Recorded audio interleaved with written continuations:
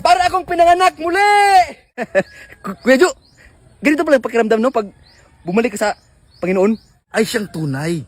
Sino man ang bumabalik at nananampalataya at naniniwala sa Kanya, magkaroon ng kapayapaan sa sarili. Peaceful in mind. Para tayong ipinanganak muli, di ba, Isbukoy? Nahugasan ng ating mga kasalanan. Kaya malaking papasalamat ko sa iyo dahil ikaw ang naging gabay sa aking pagbabago. Salamat. Kapatid, Anong nangyari? Ayaw umandar. nangangailangan ng tulong. Ano po ba? Tulungan natin. Tulungan natin. Tulungan natin. Kapatid, hayaan mo kaming tulungan ka sa oras ng iyong paghihirap. Masaya pa kaming tutulungan ka.